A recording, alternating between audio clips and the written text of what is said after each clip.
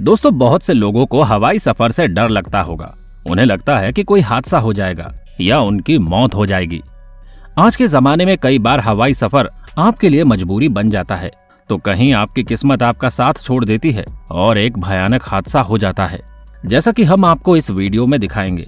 जब British Airways flight 9 ने London Heathrow से ऑकलैंड के लिए हिंद महासागर में कई स्टॉप के साथ उड़ान भरी, तो कुछ समय बाद कैसे वो किसी और दुनिया में पहुंच गया और उससे धरती का संपर्क टूट गया। लेकिन फिर कुछ समय बाद एक ऐसा चमत्कार हुआ जो वो वापस धरती पर सुरक्षित लैंड हो गया। कैसे पायलट की बहादुरी ने सभी को एक नया जीवन दे दिया, जानेंगे कहानी आज की इस वीडियो में। तो बने रहिए आप हमारे साथ इस वीडियो में, पर उससे पहले वीडियो को लाइक और हमारे चैनल को सब्सक्राइब करना ना भूलें। British Airways flight 009 London Heathrow से ऑकलैंड के लिए हिंद महासागर में कई स्टॉप के साथ उड़ान भर रही थी। इस फ्लाइट में 248 पैसेंजर और 15 क्रू मेंबर शामिल थे। इस फ्लाइट के captain Eric Moody, first officer Roger Greaves और flight engineer Barry Townley Freeman ने विमान उड़ाया और वे दूसरे स्टॉप ओवर पर उड़ान भर रहे थे। उड़ान अपने तीसरे पड़ाव पर्थ की ओर बढ़ रही थी।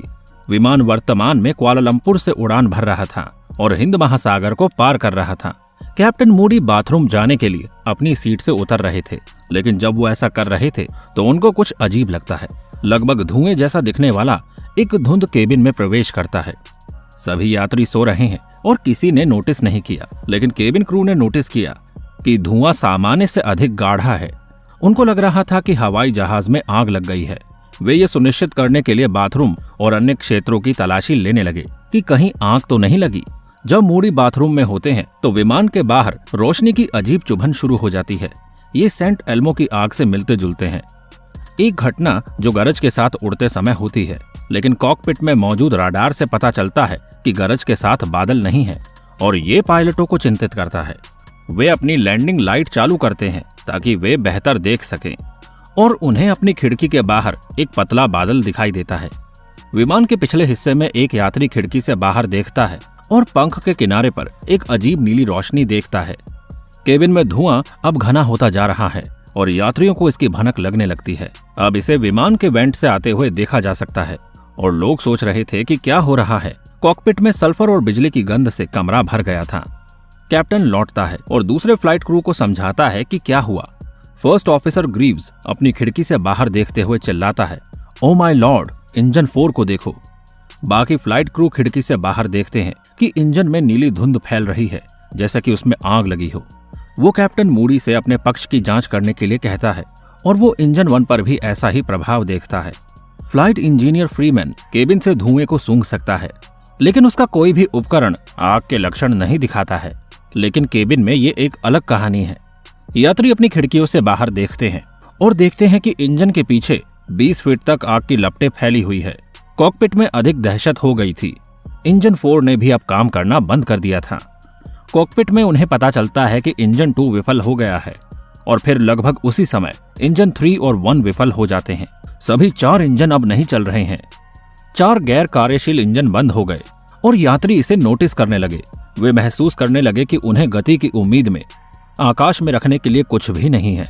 इंजन के चले जाने के साथ विमान की शक्ति तेजी से कम होने लगी और प्रथम अधिकारी आपात स्थिति की घोषणा करने लगे और विमान अब उन्हें हवा में रखने के लिए गुरुत्वाकर्षण पर निर्भर था। पायलटों को चौगुनी इंजन विफलता के लिए प्रशिक्षित किया गया था, लेकिन वे जिस स्थिति में है वो सिमुलेटर में जो हुआ उससे बहुत दूर था। वे इंजन को पुनरारंभ करने का प्रयास करते हैं, लेकिन कुछ नहीं होता है। वे बार बार कोशिश करते हैं और बार बार वे विमान को निकटतम हवाई अड्डे सोएकर्णो हट्टा अंतर्राष्ट्रीय हवाई अड्डे जो जकार्ता में है उसकी ओर मोड़ना शुरू करते हैं। वापस मुड़ने के लिए कहने पर उन्हें पता चलता है कि STC उन्हें रडार पर नहीं देख सकता। इसके बावजूद वे मुड़ते रहते हैं और ये भी पता चलता है कि उनकी गति यंत्र अब काम नहीं कर रहा है। इंजन को पुनरारंभ करने के लिए आपके विमान को एक विशिष्ट गति पर होना चाहिए। ये जाने बिना कि आप किस गति से चल रहे हैं, इंजन को फिर से शुरू करना मुश्किल होगा। वे अपनी गति को बढ़ाने और घटाने के लिए विमान की नाक को ऊपर और नीचे घुमाते हैं, क्योंकि वे सही गति को पूरी तरह से अंधा खोजने की कोशिश कर रहे थे। इससे यात्रियों को परेशानी होती है। यात्रियों को सांस लेने में भी मुश्किल हो रही थी, क्योंकि न केवल धुआं था, केबिन में दबाव कम होने लगा है। ऐसा इसलिए है क्योंकि इंजन दबाव में मदद करते हैं और उनमें से कोई भी काम नहीं कर रहा है। हवाई जहाज में स्पीकर सिस्टम भी अब काम नहीं कर रहा है। इसलिए लीड फ्लाइट अटेंडेंट मेगाफोन का उपयोग करके ऑक्सीजन मास्क का उपयोग करने की घोषणा करता है। फर्स्ट ऑफिसर ग्रीव्स अपने मास्क को ठीक करने का प्रबंधन करता है और चालक दल इंजनों को फिर से शुरू करने का प्रयास करना शुरू कर देता है। वे बार बार कोशिश करते हैं क्योंकि यही एकमात्र चीज है जो उनके विमान को बचा सकती है। कैप्टन मूडी को भी एक मुश्किल काम का सामना करना पड़ता है क्योंकि सोएकर्णो-हट्टा अंतर्राष्ट्रीय हवाई अड्डे के सामने एक पर्वत श्रृंखला है और यदि वे जल्द ही अपने इंजनों को पुनरारंभ नहीं करते हैं तो वे एयरप्लेन को पानी में लैंडिंग करा देंगे। क्योंकि पानी में प्लेन लैंड करना एक अच्छा सोर्स है, वो अंत में यात्रियों को घोषणा करके और इस मुद्दे को संबोधित करके इस पर विचार करते हैं। इस बिंदु तक इंजन के चालू होने के बहुत सारे मौके नहीं बचे थे, लेकिन उन्होंने हार नहीं मानी। वे फिर से कोशिश करते हैं। इंजन 4 फिर से शुरू होता है, लगभग परेशानी से बाहर निकलने का रास्ता दिखाने लगा। यात्री और चालक दल एक इंजन स्टार्टअप के कम गड़गड़ाहट के शोर को सुनकर खुश होने लगे, लेकिन उन्होंने अपनी सभी समस्याओं को दूर नहीं किया है। एक इंजन उन्हें पर्वत श्रृंखला पर नहीं ले जा सकता था, इसलिए इसका अर्थ है कि अन्य इंजनों को जल्द से जल्द चालू करना। पर अचानक से एक चमत्कार हुआ। इंजन 3 वापस आता है। अब विमान को पानी में उतारने का विचार रद्द कर दिया गया था क्योंकि उसके इंजन चालू हो गए थे और विमान अब खतरे के बाहर था। इंजन 2 और 1 द्वारा शीघ्र ही पीछा किया गया एक विमान बिना इंजन की शक्ति पर चल रहा था जो एक पर्वत श्रृंखला की ओर बढ़ रहा था। एटीसी अब उन्हें स्पष्ट रूप से सुन पा रहा था और विंडशील्ड और इंजन पर अजीब सी रोशनी थी, वो चली गई थी। यात्रियों द्वारा तालियों की गड़गड़ाहट और सब कुछ ठीक दिखने के साथ कैप्टन मूडी पर्वत श्रृंखला को पार करने के लिए वापस ऊपर चढ़ते हैं।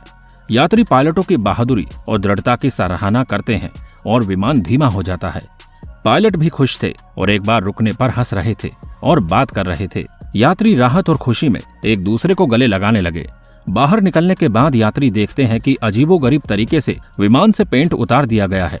शीशा भी उतना ही क्षतिग्रस्त हुआ था, लेकिन उसका क्या कारण था? अजीब प्रभाव, और इसका कारण था कि वो माउंट गैलुंगंग के पास के ज्वालामुखी विस्फोट के कारण और ज्वालामुखी से निकलने वाली राख उड़ान 9 के रास्ते में फिसल गई। इस राख के कारण इंजन में आग लग गई क्योंकि इस राख में बहुत सारे सल्फाइड पदार्थ थे, जिसके कारण अजीब प्रभाव पैदा हुआ और संचार में कठिनाई हुई। दुर्घटना के बाद पायलटों को ज्वालामुखी राख के संकेतों को पहचानने के लिए प्रशिक्षित किया गया था और ज्वालामुखी का अध्ययन करने वाले भूवैज्ञानिकों का अब हवाई अड्डों और एटीसी से संपर्क किया गया था। सभी 263 लोगों की जान बचाने के बाद उड़ान के चालक दल को पुरस्कार और प्रशंसा से नवाजा गया। फ्लाइट में एक यात्री बेटी टूटेल ने ऑल 4 इंजन हैव फेल्ड शीर्षक से एक किताब लिखी और इस घटना को एयर क्रैश इन्वेस्टिगेशन के S4E2 में कवर किया गया। इस घटना ने गैलुंगंग ग्लाइडिंग क्लब का भी गठन किया, एक क्लब जिसमें सभी 263 लोग सवार थे। इस घटना को विमान इतिहास में सबसे अधिक जीवन बदलने वाली घटनाओं में से एक के रूप में हमेशा याद किया जाएगा। तो दोस्तों, इस वीडियो में इतना ही। अगर आपको हमारी वीडियो अच्छी लगी हो तो वीडियो को लाइक और हमारे चैनल को सब्सक्राइब करना ना भूलें। शुक्रिया।